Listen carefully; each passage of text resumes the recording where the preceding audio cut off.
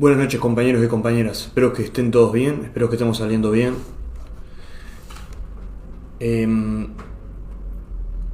La calle, dice el portal de Tele12, la calle descartó rebaja de la tarifa de 12 y alertó que si se prolonga la sequía empeorará la calidad del agua. Esto es de hace unos minutos.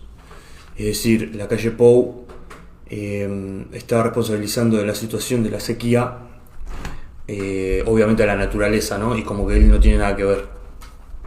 Titulamos Agua Salada este programa, padecimiento popular y lucro capitalista.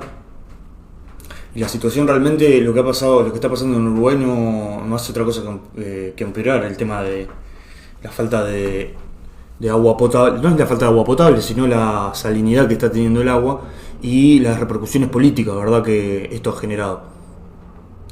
El viceministro de Medio Ambiente ha dicho una cosa que está haciendo por estos momentos la hilaridad en las redes, ¿no? Y es que el agua no es potable, pero es bebible. El agua que está saliendo de la canilla en estos días, ¿verdad? Realmente hay un nivel de improvisación muy grande por parte de la administración. Hay que explicar para aquellos compañeros que no estén al tanto que la situación se da por un aumento en la cantidad de sodio que se le agrega al agua, ¿verdad?, al agua dulce, y esas cantidades de químicos que se le están introduciendo están por encima de los parámetros determinados por la Organización Mundial de la Salud, ¿verdad? Esto está produciendo que en muchos lugares el agua tenga un aspecto y un sabor a sal, básicamente, ¿verdad? Y bueno, muchas familias y en muchos lugares, sobre todo en la zona metropolitana, pero en el interior del país también, se han visto obligados al consumo de agua embotellada, ¿verdad? Esto tiene otras repercusiones. ¿La situación cuál es? Las dos principales embalses de agua, que son Santa Lucía Grande y Paso Severino, están en una baja histórica, producto del déficit de lluvias. Entonces lo que se está haciendo es bombear agua, lo que está haciendo es bombear agua de la parte baja del río Santa Lucía, que es la que entra en contacto con el río, más directamente con el río de la Plata, lo que es la parte baja de aguas corrientes. Esta es la aplicación técnica del problema de por qué se le está agregando más químicos para hacer medianamente potable el agua, ¿verdad? Este término de potable, bebible y demás está en discusión porque obviamente que algo que se puede consumir y se puede tomar no necesariamente quiere decir que no tenga una repercusión en la salud, ¿verdad? Entonces tenemos esta situación, pero esta explicación que se da de por qué se le tiene que agregar más químicos al agua deja de lado las implicancias y por qué hemos llegado a este punto, ¿verdad? Tenemos que decir que hasta ahora el presidente no ha ratificado, pero no ha dicho que va a sacar de alguno de los cargos de responsabilidad a alguien en OCE o en el Ministerio de Medio Ambiente, ¿verdad? Es decir, que esta política está siendo sostenida políticamente por el gobierno, por la calle. El presidente del ente de OCE, Raúl Montero,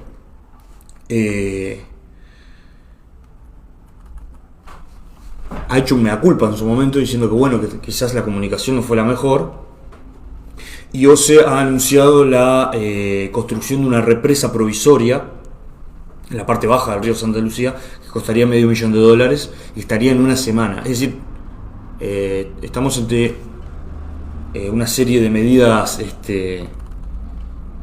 a las corridas que ha tomado el gobierno para solucionar esta cuestión. El precandidato a presidente del país por el Frente Amplio, Yamandu Orsi, ha reclamado un gach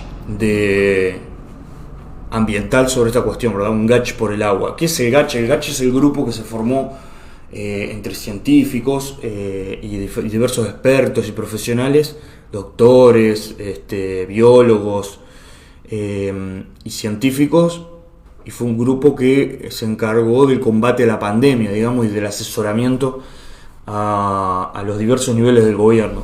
Durante la pandemia de COVID 19 en el país. Yamandur-si está reclamando un ámbito similar a ese, ¿verdad? Como de coordinación para encarar el combate a esta situación. Lo que no se dice, ninguno de los actores políticos en presencia, es que acá lo que tenemos, primero que hay que decir que haya un déficit hídrico en el Uruguay es realmente escandaloso, ¿no? Estamos hablando de que los cursos de río en Uruguay han sido históricamente, es un país que flota sobre el acuífero guaraní, que tiene agua dulce de manera, una ubicación privilegiada, ¿verdad? Por allí los compañeros de FOSE, la Federación de Funcionarios de OCE, de Obra Sanitaria del Estado, han hecho una conferencia de prensa donde han denunciado la ambigüedad de las autoridades, ¿verdad? Y reclaman que el ente defina efectivamente si el agua que está saliendo de las canillas es potable o no es potable, y que se deje de ambigüedades.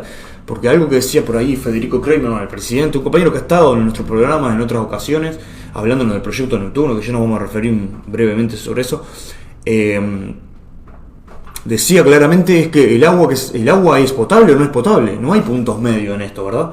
Entonces, esto que es una denuncia de esta característica, nosotros la tomamos obviamente, y la replicamos.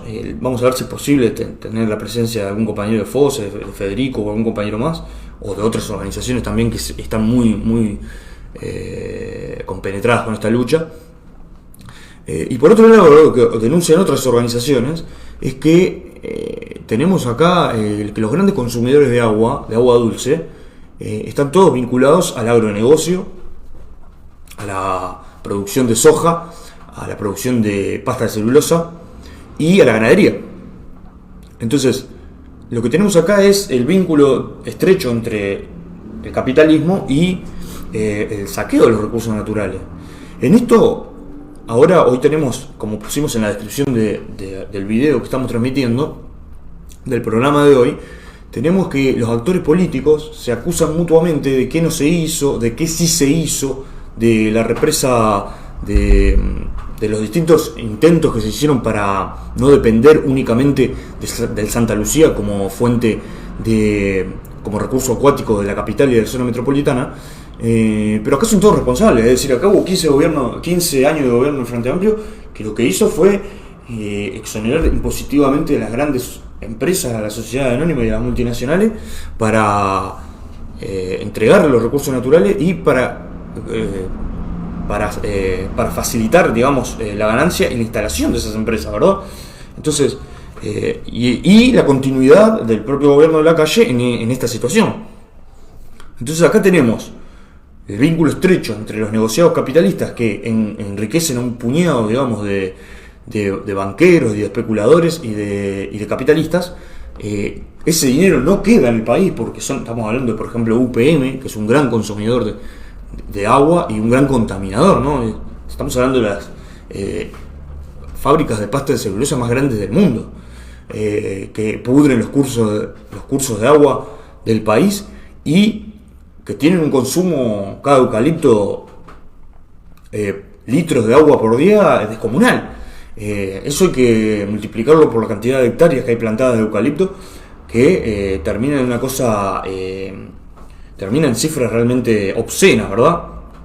Entonces, no se puede hacer un análisis de esta sequía que se está produciendo, de este impacto ambiental que estamos teniendo, de esta falta de agua potable, sin poner en la ecuación el rol que cumple el propio sistema que incentiva, que alienta este tipo de producción depredadora, ¿verdad?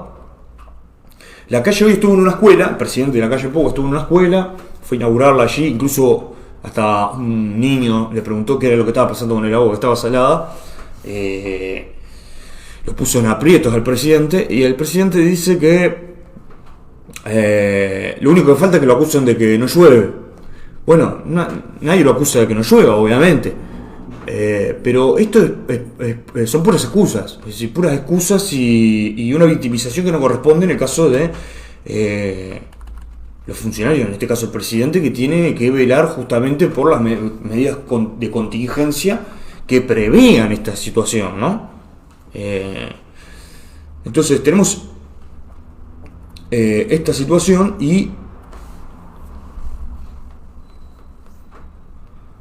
hay que decir que la situación del impacto ambiental, no, obviamente ahora podemos bajarlo a tierra y colocarlo en una situación bien cercana, pero hay que decir que el problema ambiental es un problema obviamente planetario, como ustedes sabrán, y que hay discusiones que ya no se dan, ¿verdad? Es decir, acá tenemos el problema del calentamiento global, tenemos el problema de los incendios, tenemos el problema del acceso al agua potable, que es obviamente un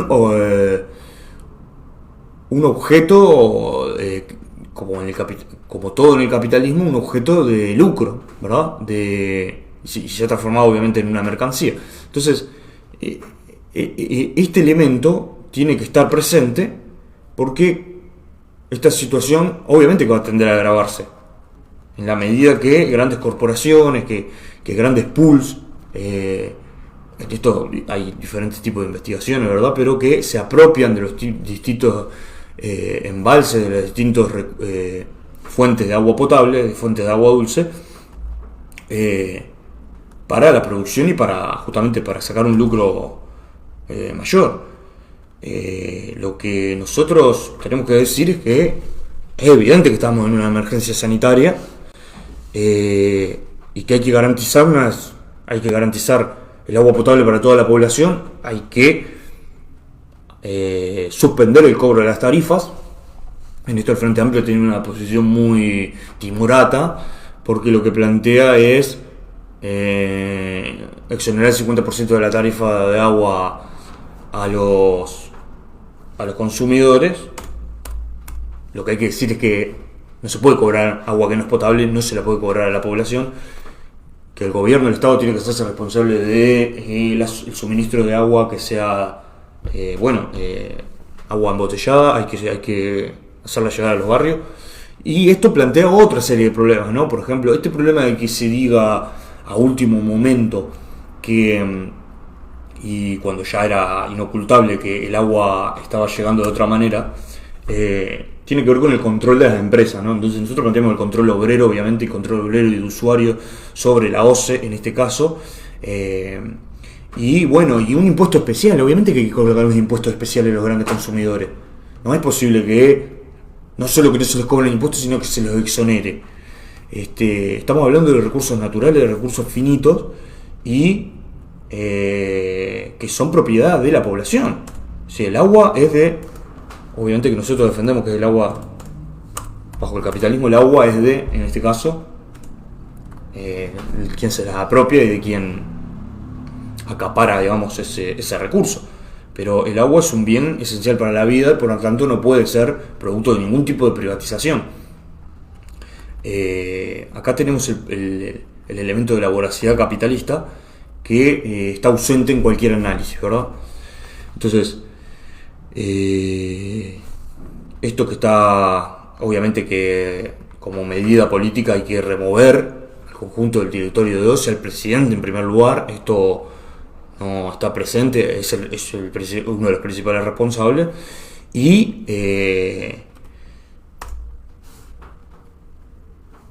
obviamente que requiere una interpelación de las autoridades de esta situación, así un juicio político ambiental, porque las recomendaciones que surgen de los diferentes organismos del Estado, del Ministerio de Salud Pública, el Ministerio de Ambiente, el INAU, el MIDES, INDA, incluso hay una circular interna que recomienda ponerle, en los casos de las guarderías, si los niños rechazan el agua por su olor o su gusto, agregarle hojas de menta o jengibre.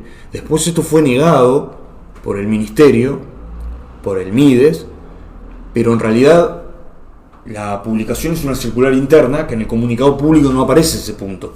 Entonces tenemos un nivel de cinismo de toda esta gente, porque a ver, este problema además es un problema de clase. Nadie que tenga acceso a a posibilidades de comprar agua, va a negarse y va a tener la posibilidad de acceder a agua embotellada. Pero el problema de comprarse agua, como dijo por allí la vice presidenta de OCE, que mucha gente puede dejar de comprarse una Coca-Cola y comprarse una botella de agua, bueno, refleja justamente eso, el vivir dentro de una burbuja. Y como bien dice el sindicato de los compañeros de FOSE allí, estamos hablando de que 500.000 trabajadores ganan 25.000 pesos. Entonces todo esto es una afrenta realmente.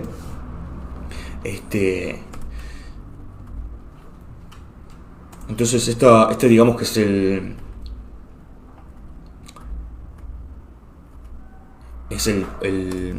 tema del día, el tema de la semana, y que promete, digamos, tener más capítulos. Obviamente que nosotros, dentro de nuestro programa, levantamos la necesidad de que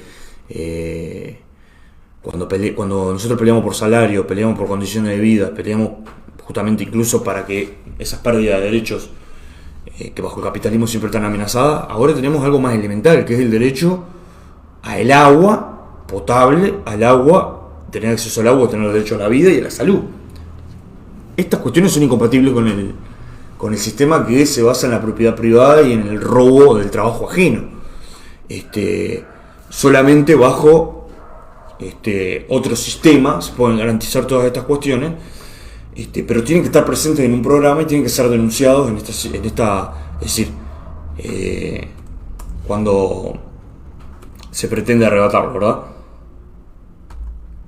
Entonces tenemos un gobierno que no solo ataca, digamos, las condiciones de vida existentes, sino que nosotros hemos acá colocado toda la cuestión del problema de la reforma de la seguridad social, el ataque al salario, el ataque a las condiciones de vida, la propia pandemia, ¿no? Que es un elemento, digamos, un reflejo, un síntoma de la descomposición del capitalismo, está también vinculado con el deterioro de la naturaleza que ese sistema produce, ¿verdad? Este problema del salto de los virus, del salto de especie, ¿verdad? Cada vez más recurrente, de pandemias que se producen cada menos periodos de tiempo, y obviamente que está vinculado a la depredación del ambiente. Entonces acá tenemos todo una concatenación de hechos que ponen al desnudo la incapacidad del capitalismo de solucionar estos problemas. Al contrario, el capitalismo tiene que ir a ataques cada vez más poderosos contra estas condiciones, que son básicamente la existencia, ¿verdad? Se calcula, sobre esto hay frondosa información, pero que para 2030 un tercio de la población no tendría acceso a ningún tipo de agua potable, ni siquiera a ningún tipo de agua dulce, ni siquiera la medianamente potable, para utilizar las expresiones del viceministro de Medio Ambiente, ¿verdad? Entonces tenemos que el problema de la lucha contra el capitalismo es un problema de la lucha por la supervivencia. No se trata de un problema ideológico o de circunstancias, ¿verdad?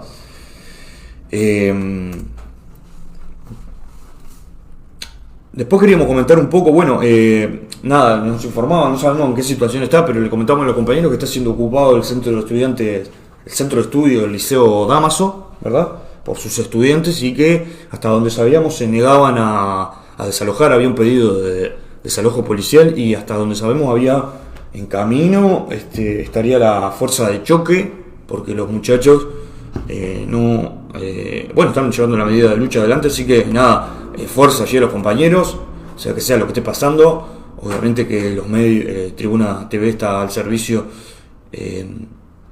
ahí de esta lucha que hemos estado también siguiendo, ¿verdad?, en distintos programas. En este caso la ocupación era por hechos de violencia que se han dado la semana pasada, con grupos de personas allí que no se sabe muy bien qué era lo que estaban buscando, pero que terminó en una situación muy violenta donde resultaron golpeados trabajadores, docentes y algunos de los muchachos también, ¿verdad? Entonces obviamente que dentro de la plataforma los compañeros colocan otras cuestiones, pero en principio es denunciar esta situación. Y el otro tema que queremos abordar es la cuestión de la no renuncia de Cabildo Abierto al gobierno, ¿verdad? Nosotros en el programa pasado decíamos el fin de la coalición de gobierno. Estrictamente esto no ha ocurrido, porque Cabildo Abierto en conferencia de prensa ha anunciado que se mantiene dentro de la coalición de gobierno e incluso ocupa el cargo de vivienda, ¿verdad? Esto, bueno, en nuestra web van a poder encontrar una serie de notas que hacen un seguimiento de esta situación más pormenorizadamente. Pero lo que hay que decir de todas maneras es que la situación igual no vuelve a ser del mismo tipo, porque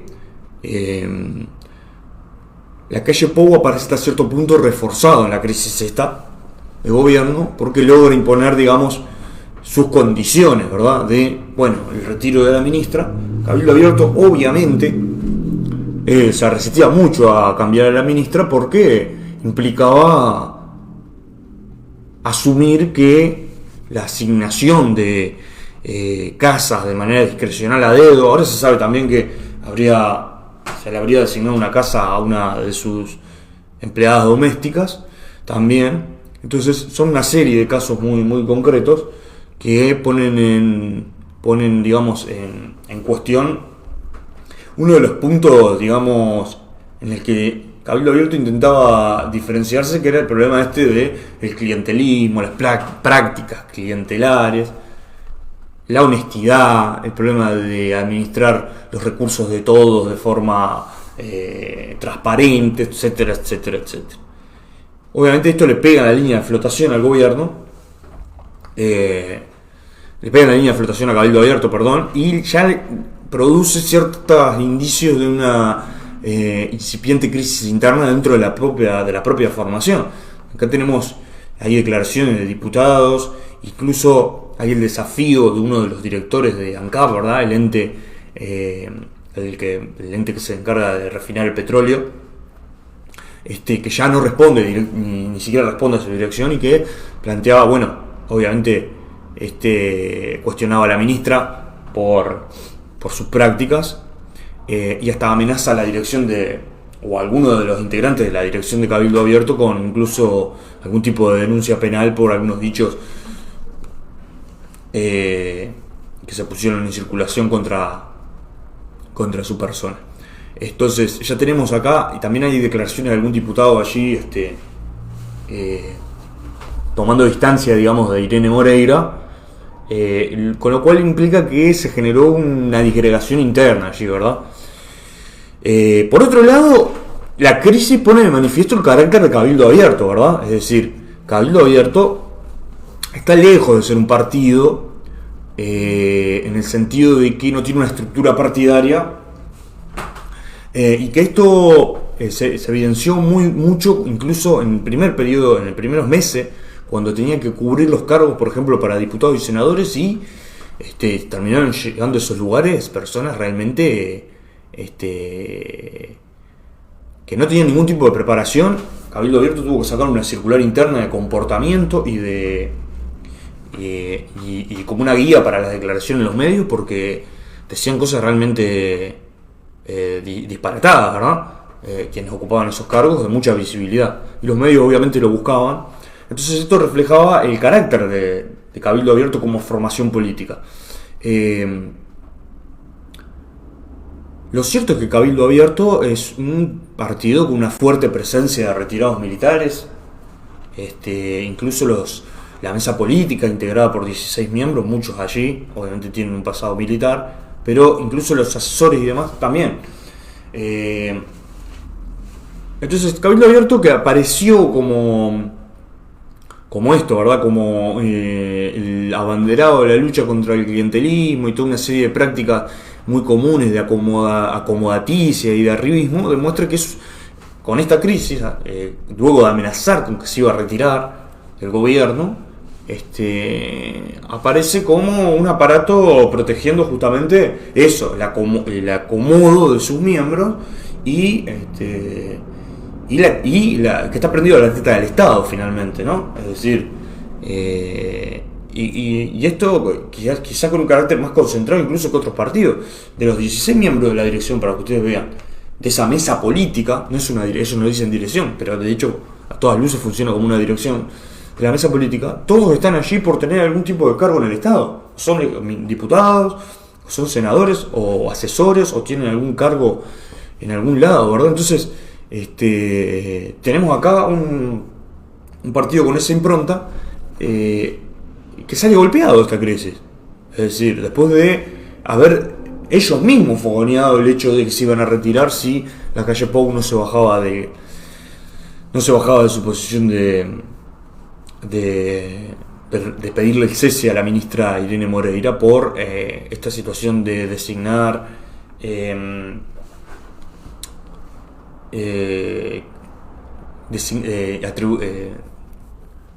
asignar casas de forma directa a allegados o militantes, o incluso, como se supo en estas horas, a una ex o una empleada doméstica, ¿verdad? Ahora, a última hora, lo que nosotros sabemos, pero que abona también a esta situación de incertidumbre y de debilidad del gobierno, ¿verdad? Que ellos se intenta dar vuelta desde el fila del oficialismo como una fortaleza, es que se ha presentado la renuncia de Santiago González. Santiago González es una persona que apareció mucho ahora en el conflicto, por ejemplo, del IABA, es un cargo de confianza política, que es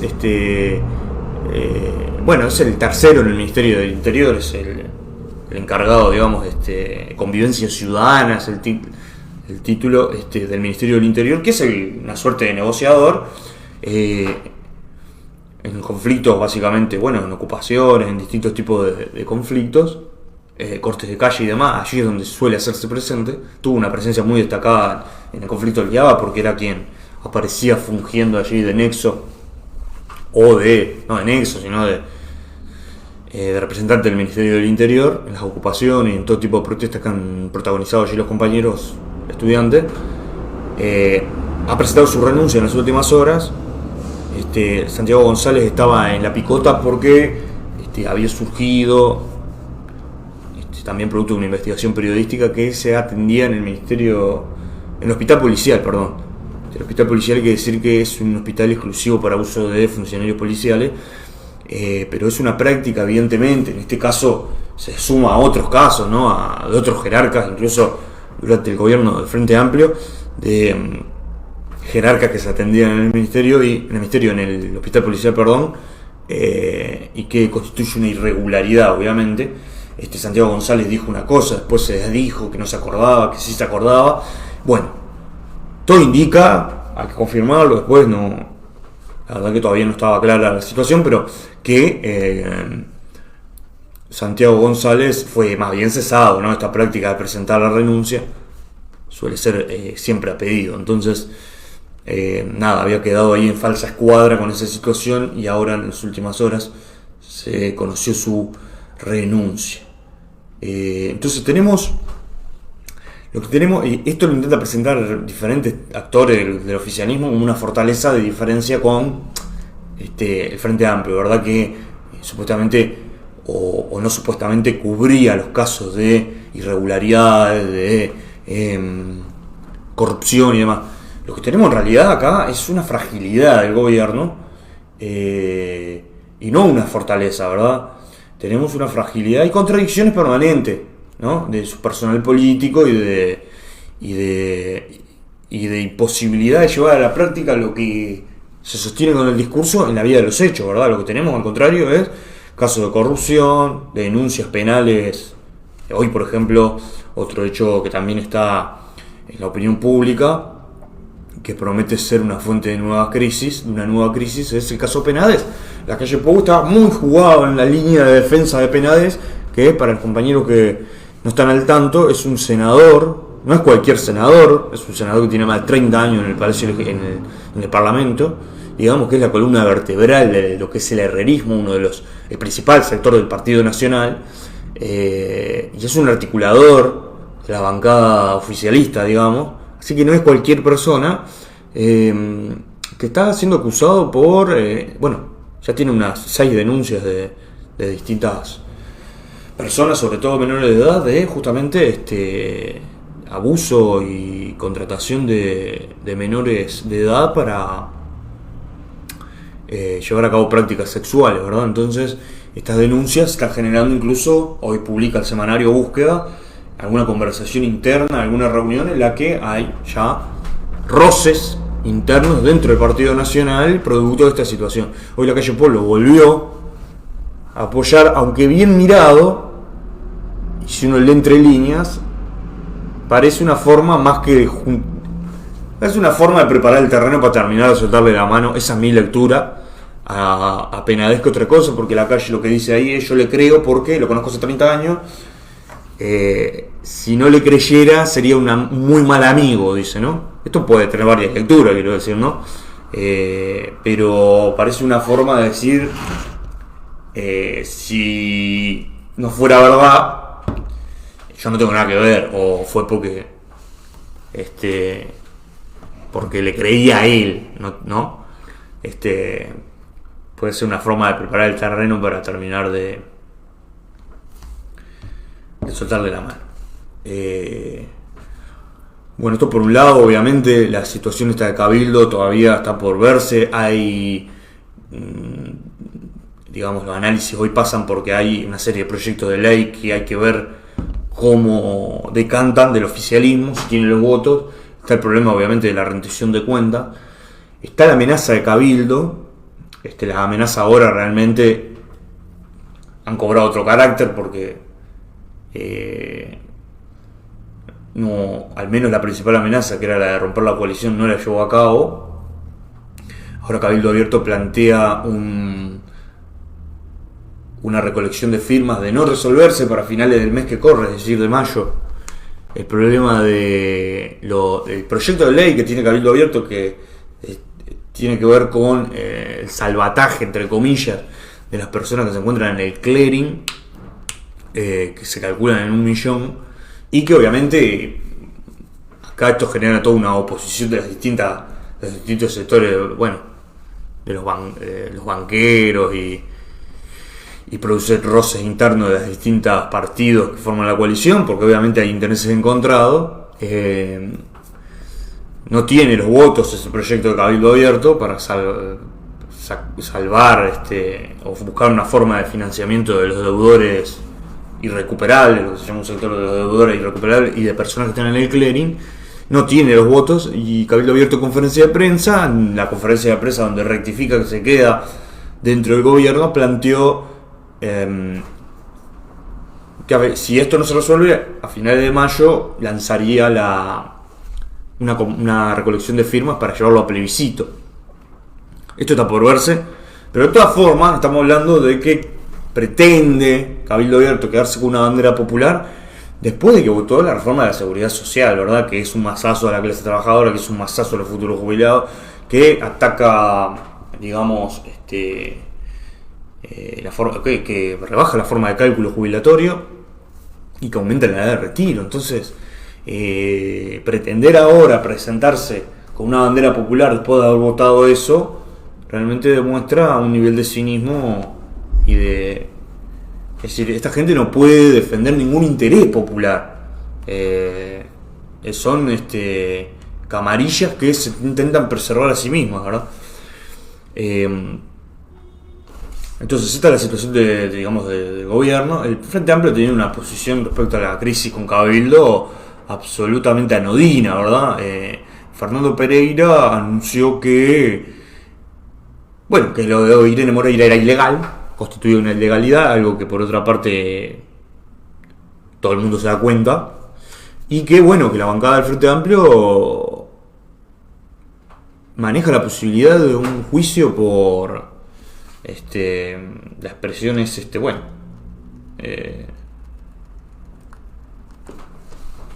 un juicio por abuso innominado de funciones, creo que es la figura. Me corregirán después, de repente llega un compañero ahí mirando. Una figura administrativa, y deja de lado cualquier tipo de planteamiento, ¿verdad? Porque ¿cuál es el fondo del asunto de toda esta cuestión? Acá lo que tenemos es un crecimiento, mientras tenemos esta camarilla repartiendo casas y demás, lo que tenemos acá es una crisis de la vivienda absolutamente descomunal, que no para de agravarse, que no ha resolvido lo mismo que lo anterior, con el problema del agua. No ha resuelto nadie. Es decir, Se han presentado proyectos de ley, por ejemplo, topes a los alquileres, otros han presentado proyectos de vivienda, acceso a vivienda popular y demás, que termina siendo un negociado para los capitalistas y los especuladores inmobiliarios. Entonces, acá lo que tenemos es una crisis enorme de la población que no puede acceder a una vivienda propia. Tenemos alquileres absolutamente por fuera de las proporciones que puede pagar un trabajador que gana 25.000 pesos, ¿verdad? Y lo que tenemos es la expulsión, ¿no?, de todo un sector de trabajadores a la periferia de la ciudad y a los asentamientos. Entonces, lo que tenemos es un crecimiento de los asentamientos después de que los distintos partidos en presencia, quienes se han turnado en el gobierno, prometieron 50.000 viviendas, planes populares, tope a los alquileres, etcétera, etcétera. Entonces tenemos esta situación, este es el trasfondo de todo el problema, ¿verdad? Es decir, la incapacidad de los distintos gobiernos para solucionar cuestiones elementales de la vida de los trabajadores y de la población, ¿verdad?